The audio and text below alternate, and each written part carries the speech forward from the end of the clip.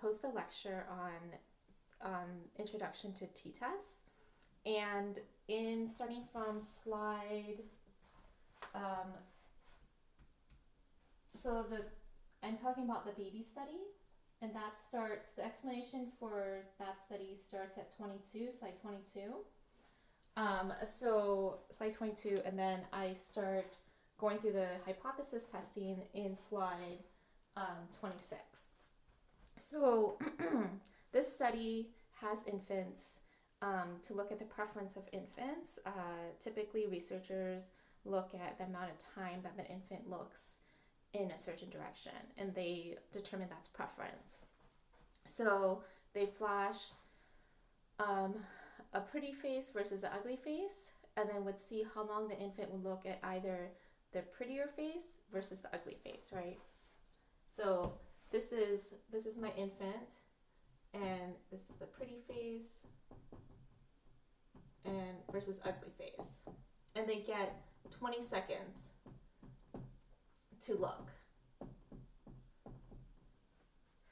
And so our hypothesis is, so for step one, so also in a previous slide, I wrote down all the details that were given in, I believe it's slide 25 has all these details. So I wrote them down because it's easier to have it all in one place, right? So step one is to state your hypotheses.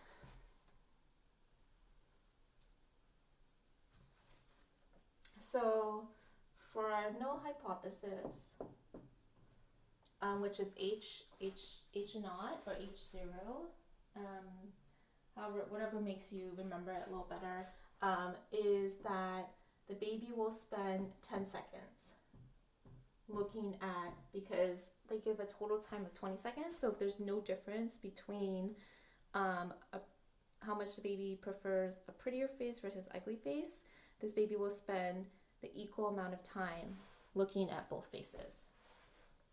So the null hypothesis is 10 seconds. The alternative hypothesis is that there is a difference, right? So our null hypothesis is always that there's no difference.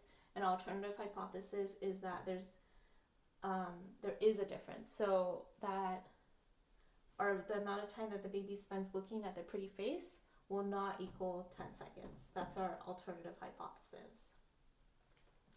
So then step two,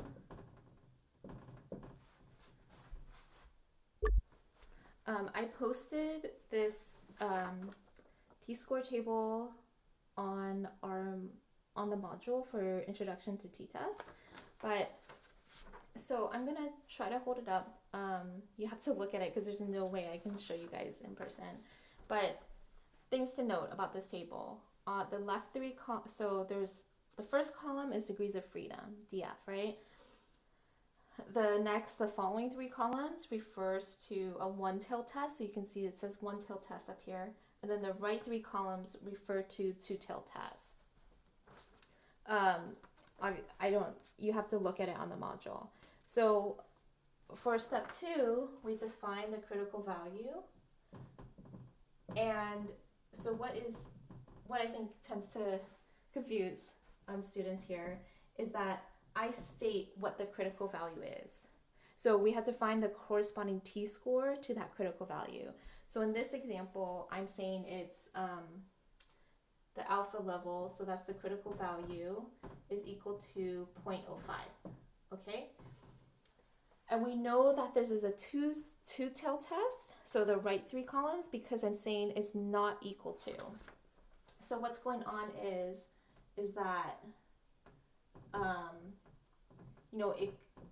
the critical area is either higher or lower. I'm just saying that there is a difference in my alternative hypothesis.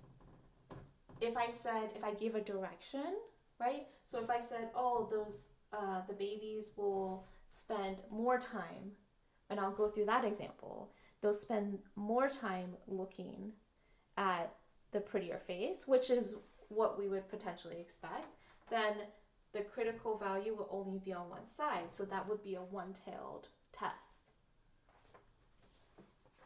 Okay, so we're gonna do a two-tailed test for this example.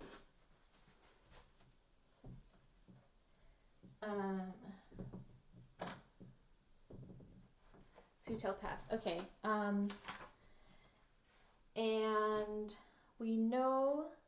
So I'm still working. I'm giving all the background to the t table, but we're working to find the t value that goes with this alpha for our study.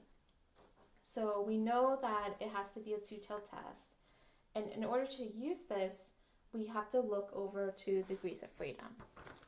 So degrees of freedom, and I have this in a previous slide. Degrees of freedom is n minus 1, which is sample size minus 1. So degrees of freedom then for our study, because I wrote down all the information we needed in that previous slide. So we know that the sample size is 9. So degrees of freedom for this problem is 9 minus 1, which is 8. So the way we use this table now is we go to degrees of freedom is equal to 8. And then I'm going to follow it over to the two-tailed test, because this is a two-tailed test, so the right 3 columns. And then I look at the 0.05 because I set my critical alpha level at 0.05. So I'm going to scroll down to, you're probably scrolling, I'm just physically going down, and I get a critical, I see 2.306. So that's the critical t value, 2.306. So please do that on your own and see if you can get the same number that I just got.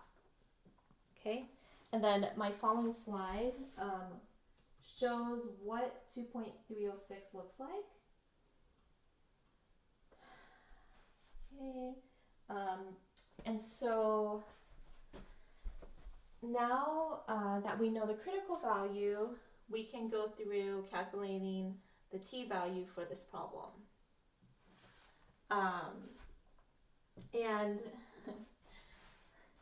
when I used to teach this in person, I would say this is my favorite part. The entire class would groan. The reason why is because there's a lot of calculations, but I really enjoy them. So everyone prefers different things, right? So we're gonna go through, so I wrote in the slides, it has all 3 equations, right? So remember, there's an extra step in a t-test. So this equation, if you can see this, is t equal the sample mean minus the population mean all over the standard error of the sample. Okay, so in z-scores, we were given all of the information. We know all the information about the population. In t-test, that's not the same. And so we had to go through these 2 extra steps to get this number, to be able to calculate the t-test. So that's why the t-test is an approximate to z-score. It's very similar. The equation is essentially the same. It's just that we don't know information about the population, which is typical when we do studies, right? Because we only have information on our sample. And so we have to make an approximate about the population. Okay, so this is variance. S squared is variance. SS is sum of squares.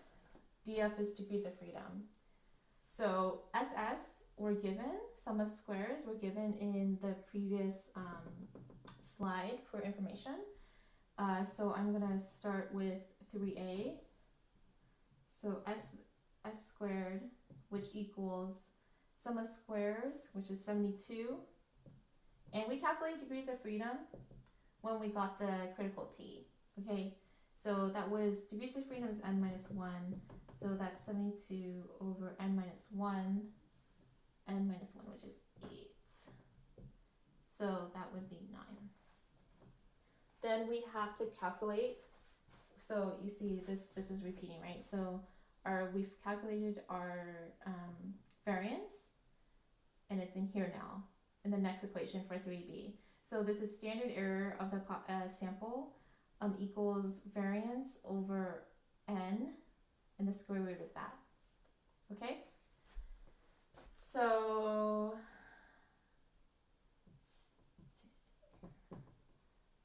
where am I? Standard error equals the square root of 9 over, so because I just calculate 9, and then n, which is what I got from the problem, is also 9. So that equals 1. Then for the t-test, we know that the mean of the sample mean, I gave that, is 13. I put in the population mean of what we used for our null hypothesis. So we're saying that our sample does not equal, in the null hypothesis, we're saying that our sample equals the mean of the population, right? We're saying that it will be the same as the population. There's no difference in this sample and the population. In alternative hypothesis, we're saying that there is a difference from the sample to the population, right? So, we use the mean, the sample mean, the population mean from the null hypothesis. So, okay, m, which is, our sample was 13, our population mean is 10, all over what we calculated for standard error is 1. So our t value is 3. 13 minus 10 is 3 over 1. Okay? And so then the next step 4, we figure out, we make a decision, right? We look at our null hypothesis, we look at what we calculated or what we found for the critical value of t. And so the critical value for t was plus or minus 2.306.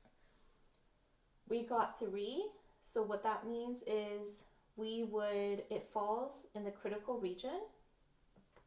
So remember, it falls in the critical region, right? So if this is 2.306, this is 2.306, negative, our t value falls above 2.306 within this critical region. So we would say that we would reject the null hypothesis. Okay.